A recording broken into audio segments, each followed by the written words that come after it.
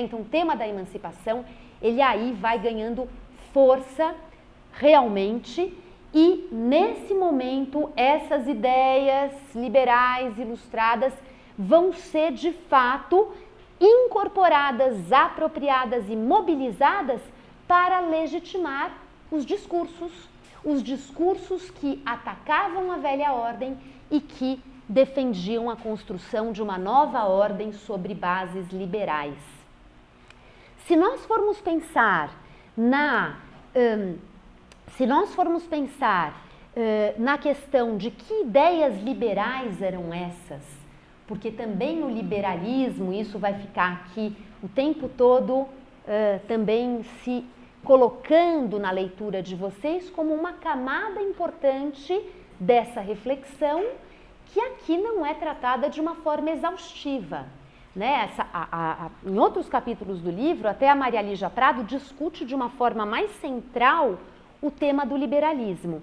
Aqui o tema do liberalismo está presente, mas como essa camada que se coloca como algo que nós sabemos que está sendo problematizado, mas que não é trazido ao primeiro plano da narrativa. Então tem que ser considerado, mas não está necessariamente no primeiro plano da narrativa. Que liberalismo é esse? E esse é um tema importante aqui para nós, né, para trabalhar com esse texto. O liberalismo, na verdade, nem deveria ser chamado assim no singular de o liberalismo, porque, na verdade, havia ideias liberais e autores e correntes que formavam um espectro bastante amplo e bastante controverso de projetos e princípios.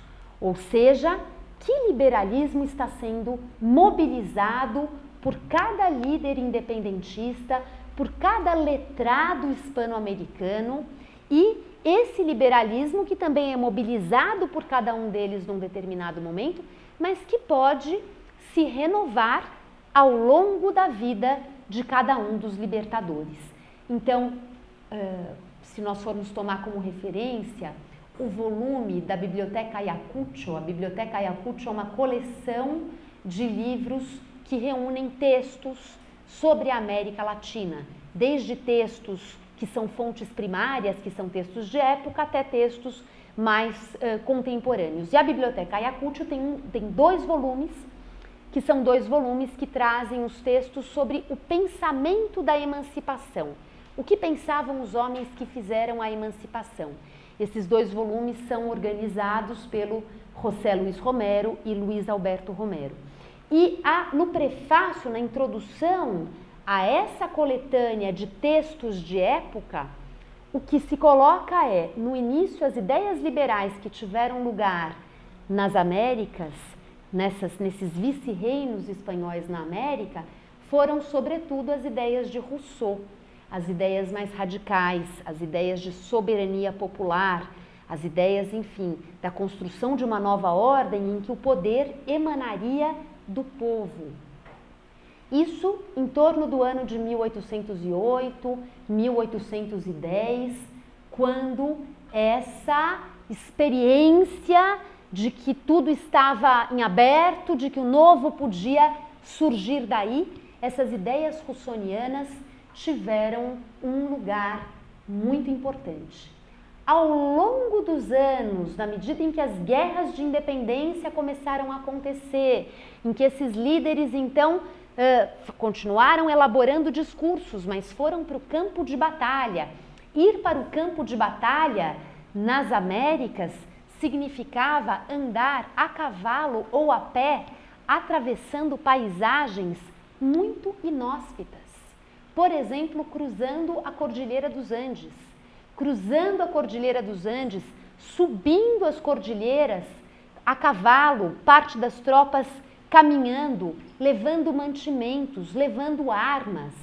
Ou seja, experiências fisicamente muito exigentes.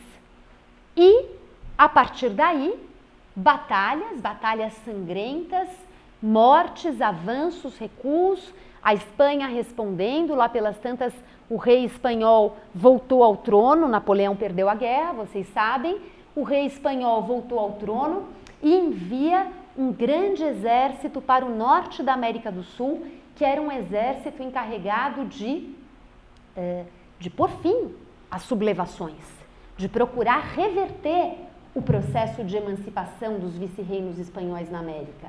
E esses exércitos já num ritmo muito puxado, tendo que responder a um exército fresquinho que chega da Espanha, super equipado, super preparado para a guerra. Então imaginem vocês o que vai acontecendo nesse processo e depois, quando a guerra começa a ser vencida, ela não é vencida de uma hora para outra, né? Porque na verdade são cidades e regiões que vão sendo conquistadas pelos revolucionários, pelas tropas revolucionárias que eram as tropas que lutavam pela independência.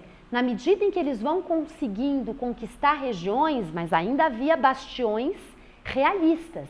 A guerra não estava ganha, mas vão conquistando regiões e já tem um pouco no horizonte a perspectiva de que eles venceriam a guerra e de que a emancipação seria consolidada.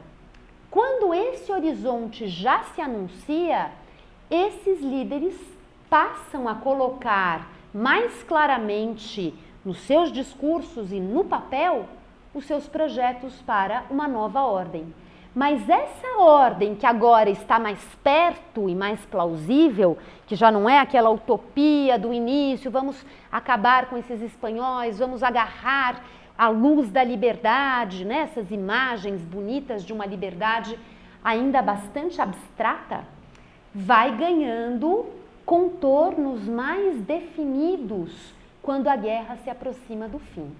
E nesse momento em que essa liberdade precisa ser definida, ela quase que necessariamente acabava retrocedendo para um campo mais conservador. Então vai dizer o José Luis Romero, nesse texto que eu mencionei, a introdução aos 2 volumes da Biblioteca Ayacucho. Nos anos finais das guerras de independência, as ideias liberais e ilustradas que eram mobilizadas por esses líderes já eram ideias liberais, sim, mas ideias muito mais comedidas em termos do que seria a participação popular, de onde emanaria o poder, de quais seriam as fontes de legitimação dos poderes públicos nessa nova ordem. E aí vocês vão ler um pouquinho sobre isso nesse capítulo. O discurso que se multiplica por essa América espanhola é o discurso que atesta a percepção de que o povo não estava preparado para o exercício da democracia, para o exercício da vida republicana, para o exercício da cidadania. Então essa constatação sobre o despreparo do povo vem acompanhada de proposições sobre uma estrutura política em que o povo teria um papel diminuto.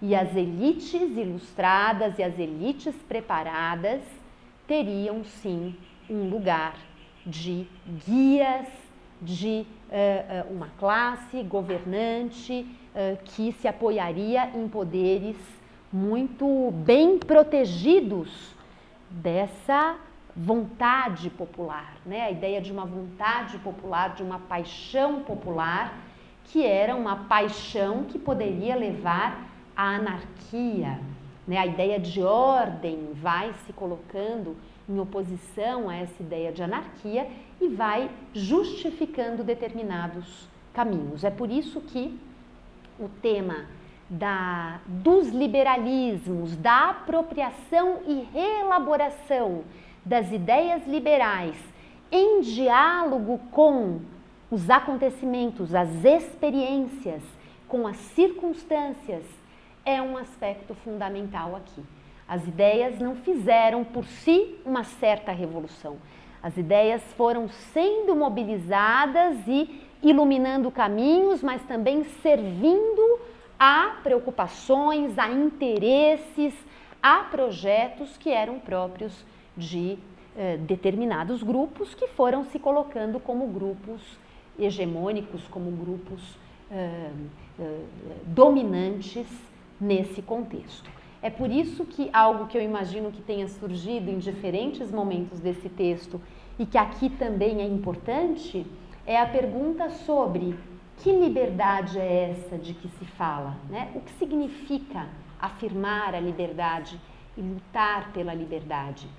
E essa liberdade vai sendo também aqui significada de maneira a apontar o projeto de emancipação em relação à metrópole. Por outro lado, essa liberdade no plano interno dessas sociedades demandava muitas limitações, muitas adequações. Não é muito lembrar aqui como, para esse processo, foi muito importante o medo que havia ficado no ar em função da maneira pela qual o Haiti se tornou independente da França. O chamado haitianismo, que representou um movimento de independência política atrelado a um movimento de escravos que lutavam pela sua emancipação da condição de escravos.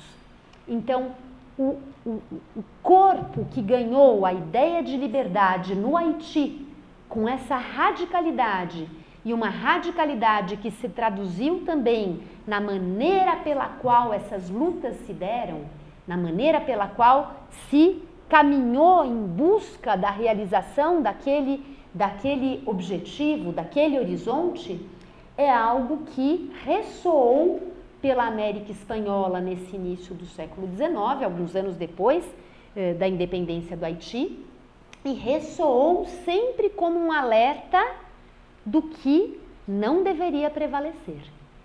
Não deveria prevalecer. O tema da abolição, ele até foi o tempo todo discutido, negociado por esses líderes independentistas da América Espanhola. E muitos escravos foram, inclusive, recrutados para lutar nessas fileiras e muitas vezes com a promessa de que seriam alforriados depois. Mas a abolição como uma causa atrelada ao projeto independentista era já uma limitação clara que devia se colocar, assim como também no que diz respeito às populações indígenas. As populações indígenas que tinham um lugar, inclusive demograficamente muito expressivo na América Espanhola, no México, né, vice-reino da Nova Espanha, em toda a região andina da América do Sul.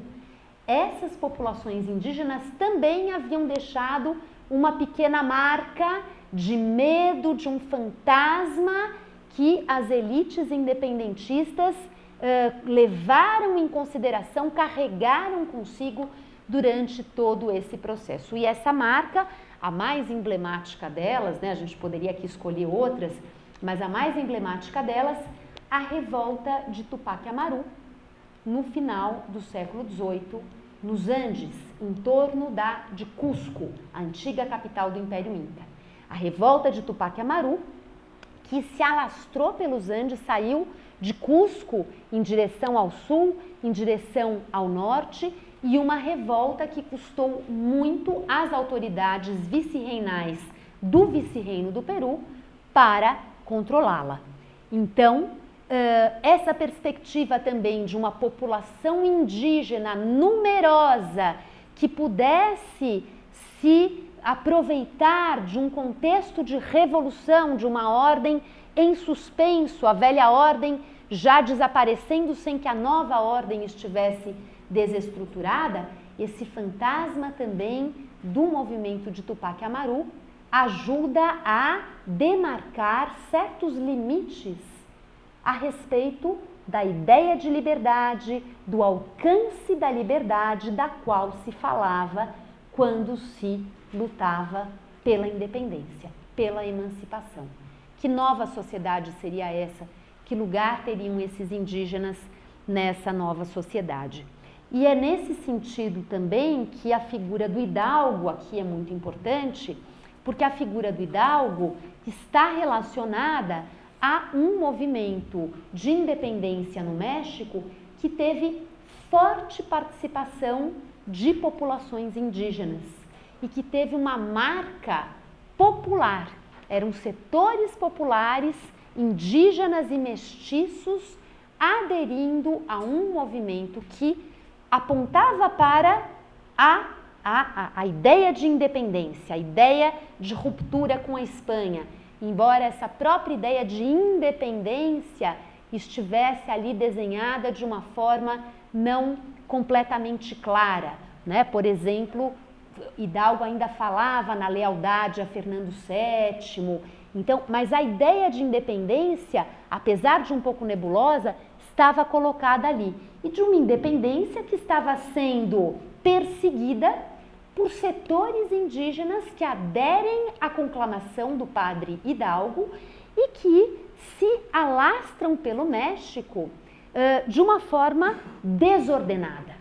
Um exército violento, um exército que não era profissional, um exército que era amador e um exército que sai aterrorizando as regiões por onde passava. Então, o próprio tema da rebelião de Tupac Amaru e do haitianismo, não aqui em relação aos escravos, porque não era isso que se colocava no movimento do padre Hidalgo, mas em relação a essa dimensão social que poderia sair do controle, isso permeia um movimento liderado pelo padre Hidalgo, que é analisado aqui no capítulo 2 e que não por acaso foi reprimido e que sucumbiu, né? O padre Hidalgo termina sendo condenado à morte e o seu movimento continua ainda depois dele, sobrevive a ele por alguns anos, liderado pelo padre Morelos, mas um pouco depois, por volta de 1815, esse movimento já estava sufocado. Então, essa questão da que liberdade é essa, como essa ideia de liberdade vai ganhando corpo, vai ganhando determinados contornos em função das ideias iluministas, sim, que estão em cena, mas não puramente das ideias iluministas. São essas ideias iluministas procurando dar conta de pressões, tensões, ameaças, desafios que aquela ordem colocava e que colocava de forma desigual para distintos grupos sociais, para distintos grupos de interesse. Então, não existe um projeto único de emancipação, existem vários projetos e existem os projetos que vão conseguindo afirmar uma certa hegemonia, tanto em virtude das lutas, dos combates militares, como em virtude também das negociações, das concessões, da capacidade de criar repertórios imaginários fortes e arrebatadores que de alguma forma envolvessem um maior número de pessoas. Né? Essa ideia das imagens que são mobilizadas para persuadir, para legitimar, para estimular a ação, né? Contagiar esses homens que eram convidados a pegarem armas e a lutar, essa dimensão do imaginário, das representações, dos símbolos, é uma dimensão fundamental. Então, dito isso em relação ao tema das ideias, que é aqui fundamental, eu quero chamar a atenção ainda nesse âmbito para mais um aspecto que eu acho importante aqui no texto, para vocês prestarem atenção nisso, e depois eu vou falar por uma outra entrada, de uma dimensão que eu também penso que merece a atenção de vocês, leitores. Então, ainda no campo das ideias, algo que aparece nesse texto e que me parece fundamental para essa maneira de se abordar o campo das independências, dos líderes, das biografias que estão lidando com ideias, com discursos. Isso é fundamental nesse momento, né? Eles precisam elaborar um vocabulário, estruturar esse vocabulário, conceitos que dessem conta de definir o que se buscava. Sem um vocabulário para se definir o que está sendo buscado, não há uma linha clara de ação. Não há como se conclamar um movimento se o vocabulário sobre o que está em jogo, o que está sendo perseguido, não estiver dado. E a construção desse vocabulário é uma construção que naturalmente demandava esse diálogo com a experiência e com as ideias que iam sendo ali plasmadas, que iam sendo arredondadas em textos que com frequência foram proclamados publicamente, em viva voz, né? Eram discursos que eram feitos com a presença desses líderes numa praça pública, mas que também muitas vezes ganharam alguma forma de versão escrita, de versão impressa, e que dessa maneira puderam circular mais amplamente, né? Vamos nos lembrar que na América Espanhola, ao contrário do Brasil colonial, a imprensa, em termos da tipografia, do mecanismo que imprime textos, não estava proibida. E, portanto, havia imprensas na América Espanhola desde o século XVI, o que coloca uma possibilidade aqui de complementação entre o discurso oralmente proferido e o discurso impresso, o discurso que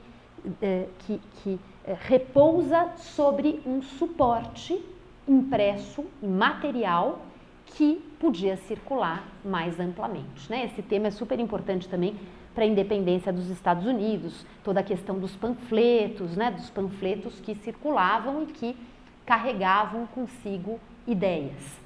Bom, então, é claro que esse tema do vocabulário, de como construir uma imagem sobre o novo, ele só pode se colocar como projeto, o novo pode surgir cotidianamente de uma forma espontânea, sem que ninguém projete, também o novo surge dessa forma na história. Mas aqui no caso, essa era uma plataforma política de construção do novo. E é claro que na construção desse novo havia dados espontâneos, imponderáveis. O imponderável está sempre presente. E, no entanto, havia um esforço de se controlar, de se nomear, de se definir o que seria esse novo. Então, na maneira pela qual a autora trabalha esse terreno tão fluido da história, porque, na verdade, essa questão do vocabulário, dos conceitos, da experiência, das ideias, é algo que flui na história, que flui na vida social, na nossa vida social, isso flui. Como agarrar isso, né, e transformar isso em uma interpretação histórica? Olha, isso vale a pena reter, porque esse é um dado importante nessa trajetória. Quer dizer, como agarrar e determinar situações a partir das quais uma interpretação pode ser construída. Bom, então isso tudo para dizer que dentro dessa perspectiva da Maria Lígia Prado, nesse esforço de escolher, de filtrar para construir uma interpretação, ela dá destaque a uma dimensão que eu considero muito interessante, que é a seguinte: ela vai falar num determinado momento de um letrado. Essa figura do letrado é o termo que se usa para esse período de final do século XVIII, em que não é adequado se falar em intelectuais, né? A categoria de intelectual é uma categoria que ganha sentidos específicos mais para frente na história. Então aqui os letrados, os naturalistas. Quem eram esses naturalistas? Eram homens de ciência, mas de uma ciência que estava começando a surgir. E no vice-reino da Nova Granada, que era o vice-reino espanhol na América, que corresponde hoje à Venezuela, à Colômbia e ao Equador, ou seja, ao norte da América do Sul. No vice-reino de Nova Granada, essa figura do letrado e do naturalista era uma figura que tinha uma certa força. E havia em Bogotá, havia em Caracas, havia nessas cidades grupos de letrados e de naturalistas que eram ativos e que escreviam textos e que se correspondiam com naturalistas estrangeiros. Não por acaso se correspondiam com naturalistas estrangeiros. Na verdade, o vice-reino de Nova Granada foi alvo de expedições naturalistas que vieram da Europa ao longo do século XVIII. O século XVIII é um século em que essas expedições naturalistas europeias se realizam com muita força, havia um interesse em se classificar a natureza, o próprio sistema de Linneu, o sistema da natureza de Linneu estava relacionado a isso, 1735, o sistema da natureza de Linneu cria uma taxonomia para o mundo natural e essa ideia da taxonomia, da classificação, vai alimentando muitas expedições de naturalistas que iam para regiões distantes, longínquas, do ponto de vista da Europa, longínquas para observar, explicar, classificar a natureza. E expedições importantes passam pelo vice-reino da Nova Granada, porque havia grandes rios ali navegáveis, com isso eles penetravam no território, chegavam à Amazônia, várias expedições entraram na Amazônia, exploraram a floresta. Onde eu quero chegar? Esses letrados e naturalistas, então, de Bogotá, de Caracas, Maria Lígia Prado vai dar destaque para um chamado Francisco José de Caldas. E o Francisco José de Caldas era um sujeito que tinha uma curiosidade imensa para mergulhar nesse mundo da ciência, que era um mundo ainda bastante arriscado, um terreno muito arriscado para os letrados e naturalistas da América Espanhola, onde prevaleciam os fundamentos do conhecimento da epistemologia católica, teológica.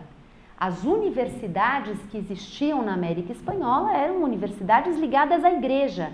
E essa igreja católica era aquela que, de alguma forma, afirmava o que era o conhecimento legítimo, e o conhecimento legítimo era o conhecimento teológico, era o conhecimento concebido como um conhecimento por revelação, e não um conhecimento empírico, cientificamente construído.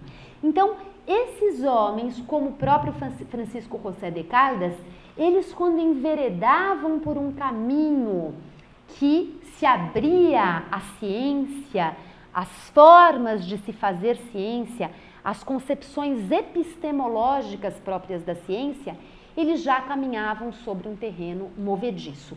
Isso era inexistente na América Espanhola desse período? Não, porque havia nas universidades, embora esses fossem grupos minoritários e pressionados, de alguma forma vigiados, controlados, havia sim essa inquietação da busca por ciência e da busca por ideias ilustradas.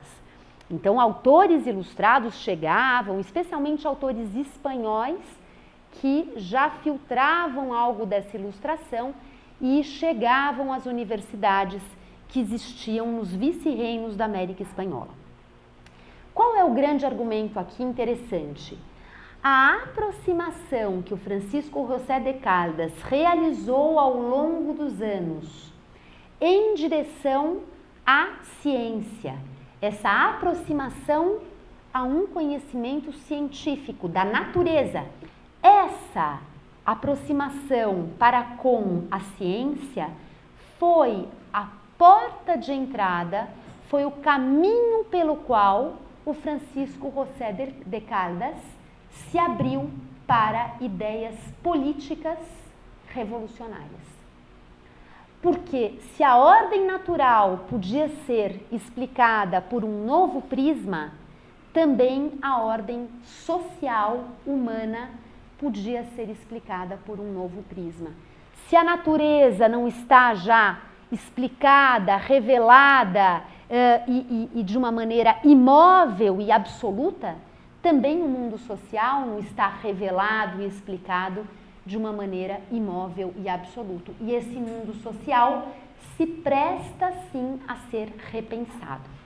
É dessa forma que o Francisco José de Caldas acaba então tendo um pé na ciência e passa a ter outro pé em uma ação política de mobilização anti-Espanha, anti-metrópole, anticolonial e que vai colocá-lo no centro dos acontecimentos que estão relacionados à Guerra de Independência no vice-reino de Nova Granada, que era a guerra liderada por Simão Bolívar.